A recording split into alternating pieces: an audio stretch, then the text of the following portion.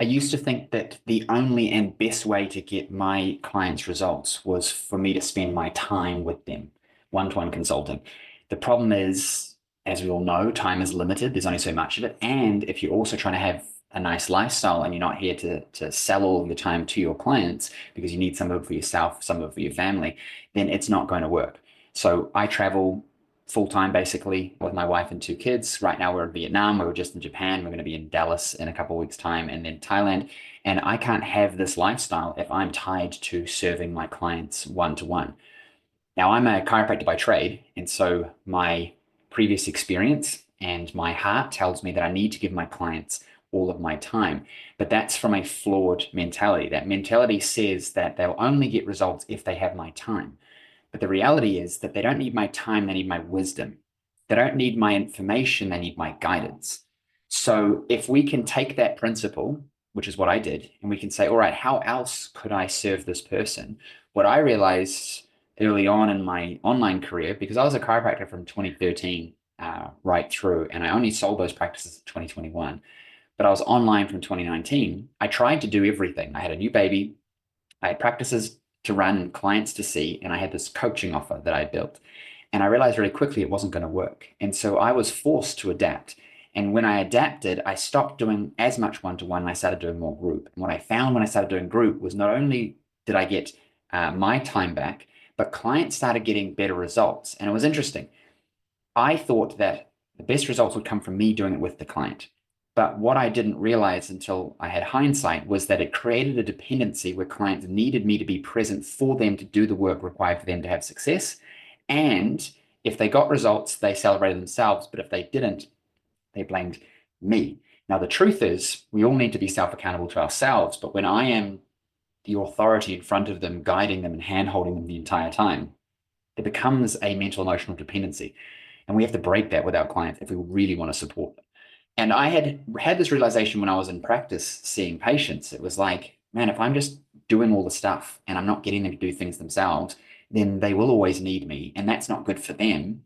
It might be good for me in the short term. I can, charge them more money. But the reality was that those people get better anyway and want to leave. And then you get negative reviews. So you want people to be becoming autonomous and independent in their, in my case, health journey when I was a chiropractor. But in their business, it was the same thing. And so there's this commonality that people who are the most successful have the most personal accountability and the most personal responsibility. It is my fault if I fail. It is my fault if I succeed. So how do we instill that into our clients? And why? Well, I realized that if I instill that into my clients, I don't have to spend all my time to get them results. And when I do that, they become a happier, healthier client mentally in whatever thing I'm helping them with. So they get better results. So when I transitioned from one-to-one consulting to group-based, not only did I get better results for my clients, my bank account looked healthier. I had better cash flow, I had less stress, and I had more time to do the things that would help me to get clients even better results, like learning more stuff myself to provide more value, recording trainings, building systems, hiring people, etc. Because if you think about it, if your client is seeing you for your time and all your time is going into helping clients and selling clients, then you're going to hit a point where you're full and can't serve your clients to the best of your ability because there's a natural attrition in business of clients leaving. And so you're going to have to do more selling than delivering to maintain. But then you get burned out, you show up to your calls shitty, you're tired, you're not thinking, it just doesn't work. And if you're truly mission driven like I am, where my thing is really good and I want a lot of people to have it, then I have to adapt. And the biggest and best adaptation that I made was going from one-to-one consulting into group. The community, the common interests, the shared problems, people could come together and work together. And it just works so much better.